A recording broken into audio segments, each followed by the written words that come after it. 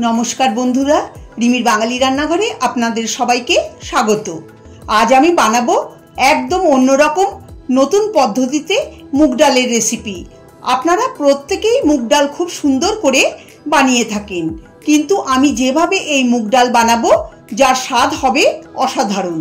Are Zara एई डाल खाय ना ताराओ चेटेपुटे खेये नेबे, एतटाई टेस्टी हय खेते। एटा आपनारा रुटी परोटा भात जे कोनो किछुर साथे खेते पारेन। एकटा लाइक दिए पुरो भिडियोटा देखार अनुरोध रइलो। ताहले चलुन रेसिपि शुरू करी। मुग कारी बानानोर जोन्नो जा जा उपकरण नियेछि 250 ग्राम मुग डाल, 4टे चेरा काँचा लंका, एकटा बड़ो साइजेर टमेटो छोटो छोटो टुकरो करे काटा, और 4टे मीडियम साइजेर आलुर खोसा छाड़िए निये तारपर एक एकटा आलूके एरकम 4 टुकरो करे केटे नियेछि। आलू केटे जले भिजिए रेखे दिएछिलाम जाते कालो ना हये जाय। सबार प्रथमे आमी डालटा भेजे नेब। गैसे कड़ाई बसिए कड़ाई गरम करे नियेछि। एखन एर मध्य दिए दिচ্ছি मुग डाल। एखन फ्लेम मीडियम टू लो करे मुग डालटाके हालका करे भेजे निते हबे। अनबरत नाड़ाचाड़ा करे भाजते हबे जाते पुड़े ना जाय। भाजते भाजते जखन देखबेन मुग डालेर कालारटा हालका पाल्टाते शुरू करेছে और हालका गंधও বেরোচ্ছে, তখন গ্যাস বন্ধ করে মুগ ডালটাকে নামিয়ে একটা বড় মিক্সিং बोले ঢেলে দেব। এখন ডালটাকে 3-4 বার জল পাল্টে পাল্টে ধুয়ে নিতে হবে। হাত দিয়ে কষলে কষলে ধুতে হবে। দেখুন 3-4 বার জল পাল্টে ধুয়ে জল ঝরিয়ে নিয়েছি।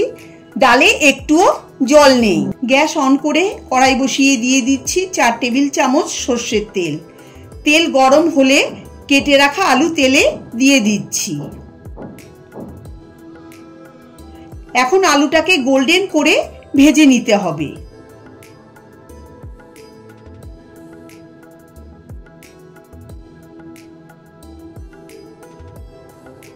আলুটাকে গোল্ডেন করে ভেজে নিয়েছি। এরকম করেই কিন্তু ভাজতে হবে। এখন তুলে একটা পাত্রে রেখে দিচ্ছি।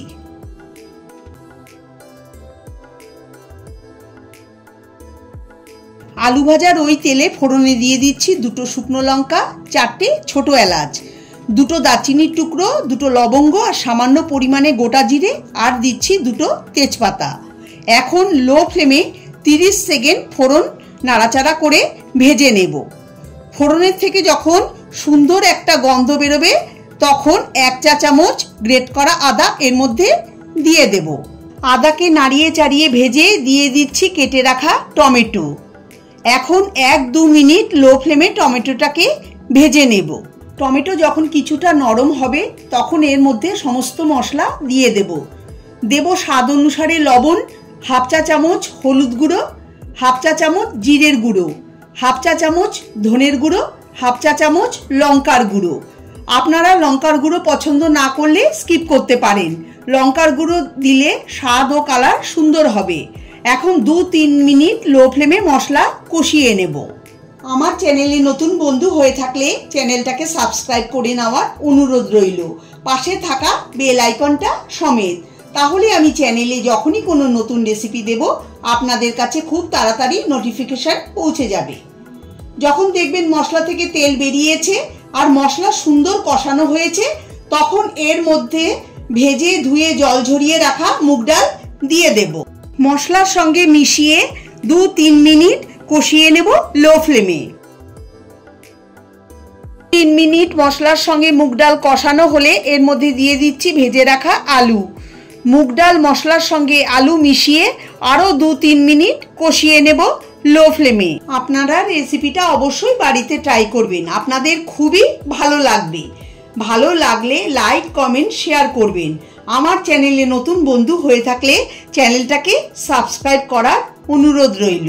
প্রায় 3 মিনিট মশলা মুগ ডালের সঙ্গে আলু কষিয়ে নিয়েছি।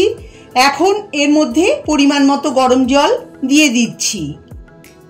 জল এমন দিতে হবে যাতে মুগ ডাল আলু সুন্দর সেদ্ধ হয়ে যায়। জল দিয়ে মিশিয়ে দেব। দিয়ে দেব কাঁচা লঙ্কা। এতে ঝালের সঙ্গে সঙ্গে সুন্দর একটা ফ্লেভার হবে। আপনারা আপনাদের পছন্দ মতো কাঁচা লঙ্কা ব্যবহার করবেন। এখন ঢাকা দিয়ে লো ফ্লেমে ডাল আলু সেদ্ধ করে নেব। ঢাকা খুলে নেব আর দেখে নেব যে ডাল আলু সেদ্ধ হয়েছে নাকি। দেখুন আলু সুন্দর সেদ্ধ হয়ে গেছে, ডালও সেদ্ধ হয়ে গেছে, কিন্তু গলে যায়নি।